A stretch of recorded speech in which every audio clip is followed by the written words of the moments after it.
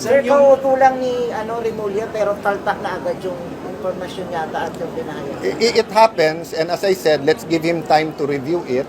Malinaw naman yung mga dokumento. So I'm looking at the bigger picture. The news here for me is not the mistake, but rather, is it an unwitting, kasi pwedeng wittingly or unwittingly yung atake sa Senado. Unwittingly na yung ibig sabihin, di mo sinasadya, hindi mo alam atake. Kasi finid ka ng mali. Wittingly means talagang nag-target ka. And I don't believe Ombudsman Remulla will do that. I think his heart is in the right place, pero napakaraming boses. Remember, no? Bawat distrito na may project ang 15 contractor na to, nagtuturuan na yan. Kasi may politika dyan eh. May naglalaban na mayor dyan, may naglalaban na governor dyan, may naglalaban na congressman dyan. Di ba? Sa national, ganun din.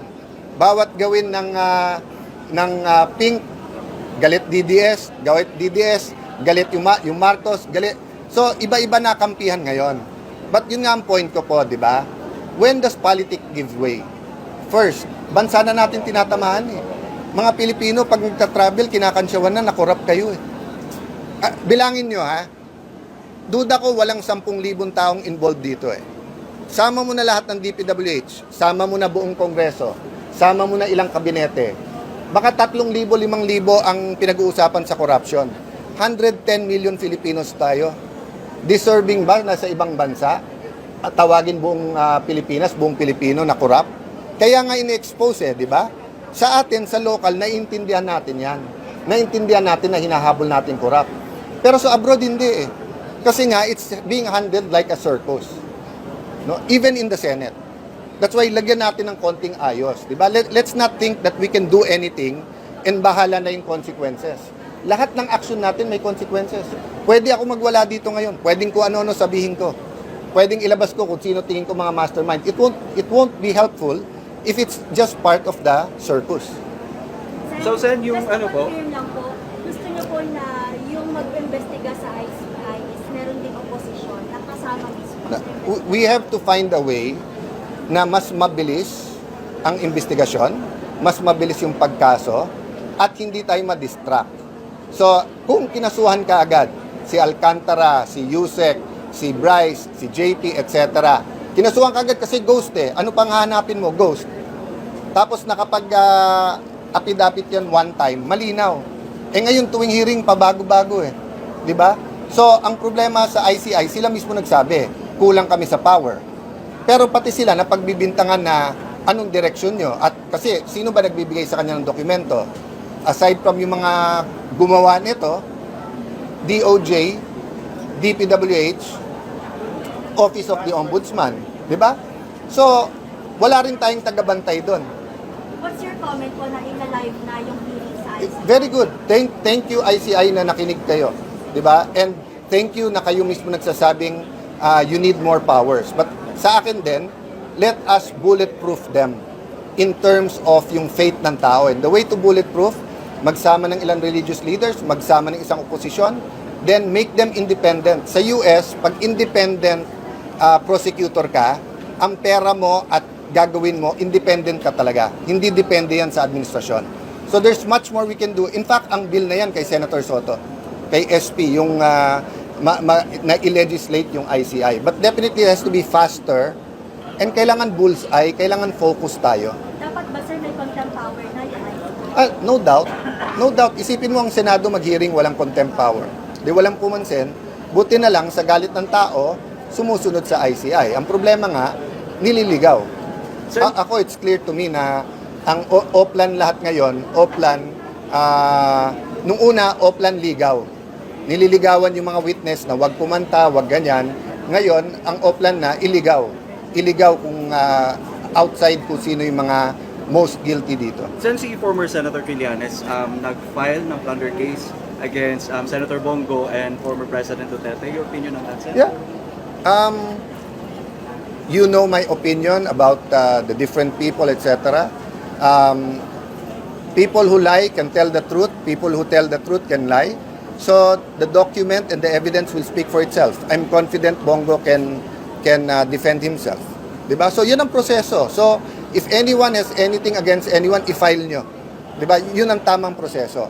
Pero yun nga, sinasabi ko, whether witnesses dito, ligawan, nililigaw, that's really happening now. Part And po sa ba yun- galit ng tao kasi, sa galit, di ba, all of us wants to please the people eh.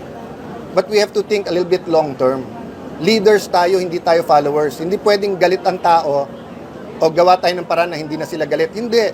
Address the issue. And what's the issue? Dalawa lang. Ikulong ang mga guilty, soli pera, pero pangalawa, tunay na reforma. So, sang-ayon ako dun sa nagsasabing yung 600 plus billion ng DPWH, bawasan ng at least 10%. Kasi kung the same amount na gumawa dati, di pag binid mo, nandun pa rin yung kickback.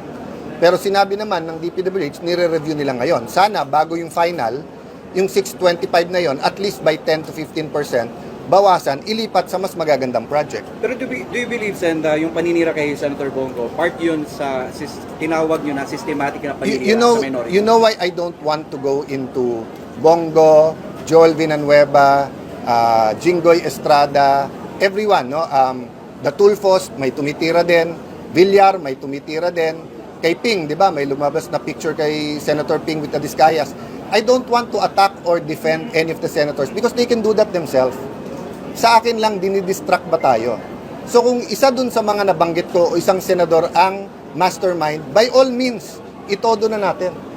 Pero kung hindi sila mastermind, there should be a better way to deal with their malfeasance o misfeasance if there's any. Di ba? Pero yung nangyayari na public circus, walang natatawa eh. Naaliw tayo, pinapanood natin, pero it's not helping the country. I'm concerned talaga sa takbo natin. Alam mo yung ganito kalaking tama, hindi agad-agad. Sa stock market, baka medyo agad-agad, pero sa fundamentals, sa foundation ng ating ekonomiya, may tama to ha. Pati kung ano turing nila sa OFWs natin, may tama to. Okay, Thank thank you. you. Thank you, guys. Thank you. Can I statement quick lang? Statement lang na mabilis, okay? Okay na? Okay na po. Okay. So yung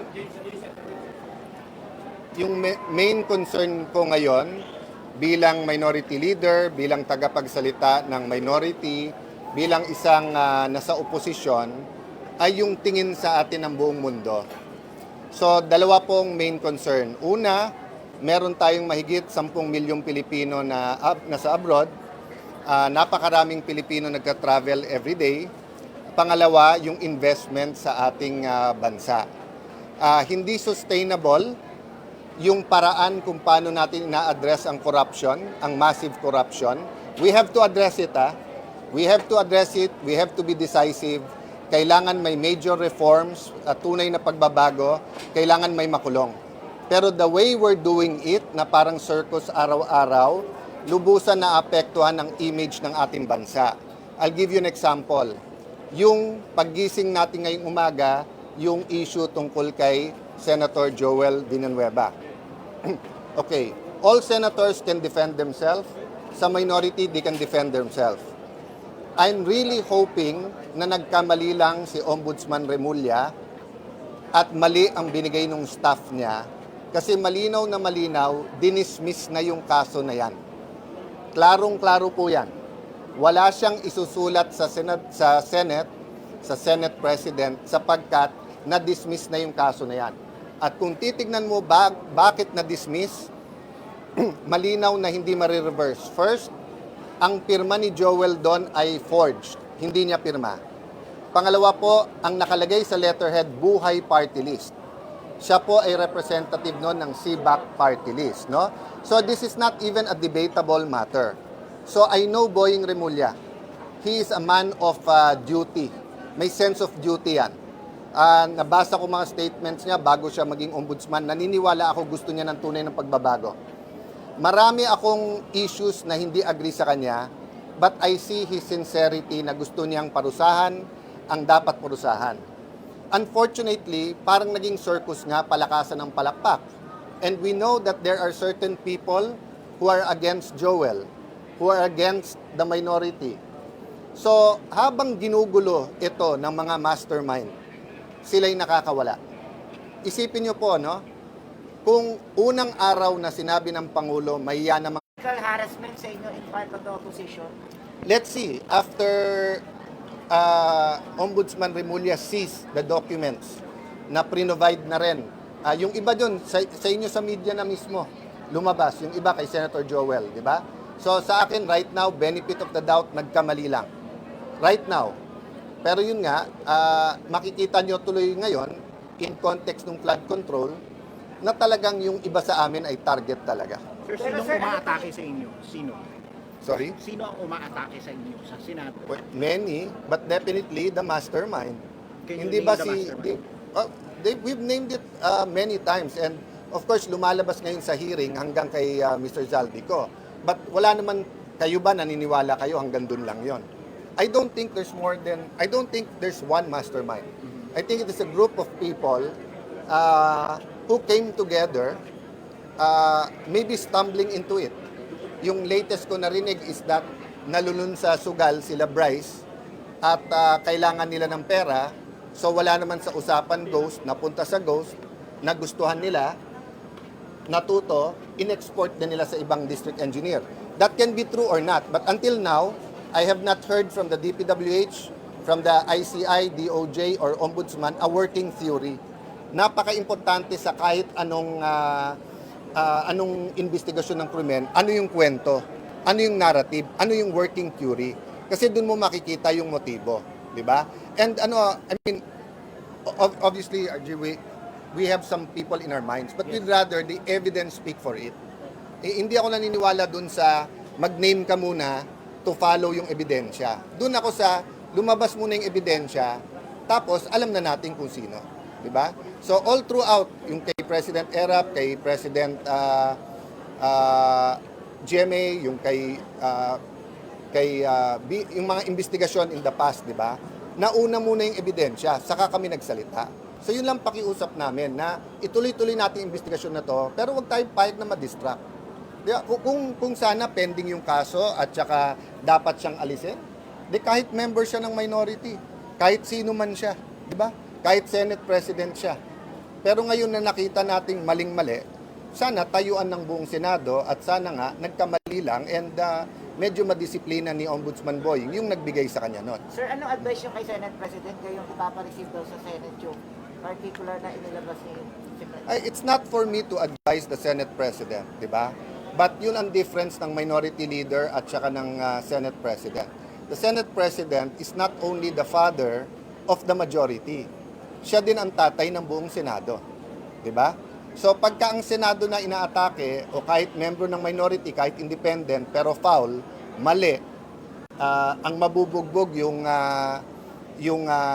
institusyon, tandaan nyo, 24 lang kami. So napakadali na maglabas ang ombudsman ng para sa 8, 9, and then gibain ang Senado. But I'm not ready to say that intentional to sa part ni Ombudsman Remulla. Ako'y naniniwala, mali yung Remember, saan ba nag-umpisa to? Isa lang, kay dating Secretary Leila de Lima. Na sa kagustuhan niya, ipakita na patas siya, hindi lang kalaban ng Aquino administrasyon ang kinasuhan din si Joel Villanueva kahit na walang pweba, walang ebidensya, at kahit mali. Kahit sa confirmation hearing niya, inadmit niya na kulang na ang pirma, ang letterhead, buhay party list. Ang pirma, hindi pirma ni Joel, tinuloy pa rin niya. Di ba? So, yun, Ombudsman Remulla does not deserve advisors like Leila de Lima kasi mapapahamak ka lang. Mapapahamak. Unfortunately, malakas ang boses ngayon sa administrasyon at sa House of Representatives for her own purposes. This is not for the people. It's their own politics. Sir, i-release nyo rin po ito bukas since sasalang sa budget ng Ombudsman. I'm waiting what his response after he reviewed this, di ba? There are some debates for me that are worth it. There are some debates na it's just a show, di ba? So sa akin, whether harapin siya o hindi sa budget, it's a matter of what's right or wrong. Assuming he wants to reverse that, may proseso yan. Kung gusto niya i-revive, may batas yan, may proseso. Pero hindi naman pwedeng biglang susulat ka at sabihin mo yung mas maagang desisyon na re-reverse na later on ang masusunod. Di ba? Hindi naman pwede yun. Sir, Malinaw yun. Walang due process nun. Martial law na tayo nun. Sir, kauuto lang ni Remulla pero taltak na agad yung informasyon yata at yung pinahayag. It happens, and as I said, let's give him time to review it. malinaw naman yung mga dokumento. So I'm looking at the bigger picture. The news here for me is not the mistake, but rather, is it an unwitting, kasi pwedeng wittingly or unwittingly yung atake sa Senado.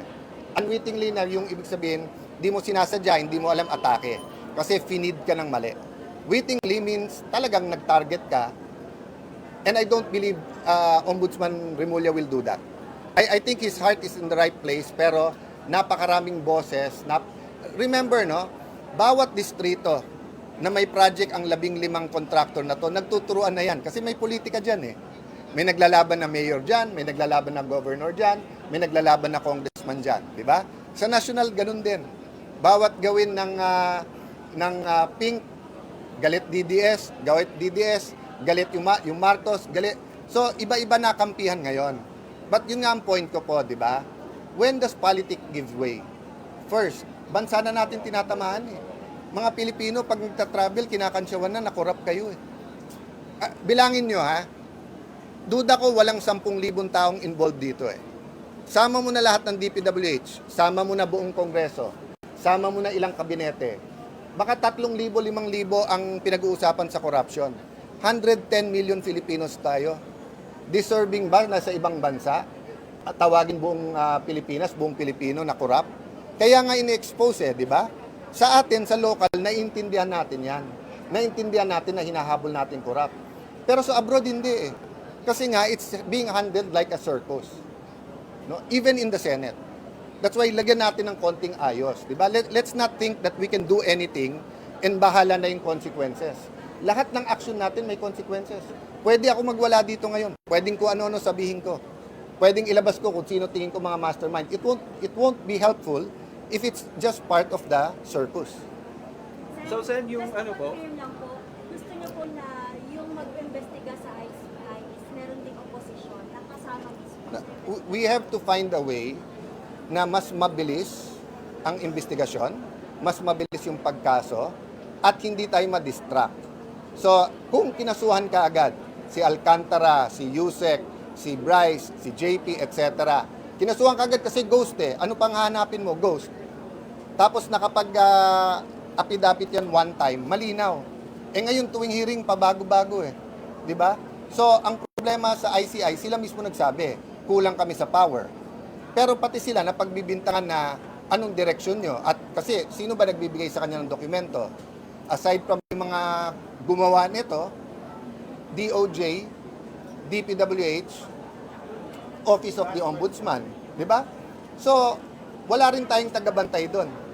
What's your comment po na ina-live na yung hearing sa ICI? Very good. Thank you ICI na nakinig kayo, di ba? And thank you na kayo mismo nagsasabing you need more powers. But sa akin din, let us bulletproof them in terms of yung faith ng tao. And the way to bulletproof, magsama ng ilang religious leaders, magsama ng isang oposisyon, then make them independent. Sa US, pag independent prosecutor ka, ang pera mo at gagawin mo, independent ka talaga. Hindi depende yan sa administrasyon. So there's much more we can do. In fact, ang bill na yan kay Senator Soto, kay SP, yung na-legislate yung ICI. But definitely it has to be faster and kailangan bullseye, kailangan focus tayo. Dapat ba sir may contempt power na yung ICI? No doubt. No doubt. Isipin mo ang Senado mag-hearing walang contempt power. Di walang pumansin. Buti na lang sa galit ng tao, sumusunod sa ICI. Ang problema nga, nililigaw.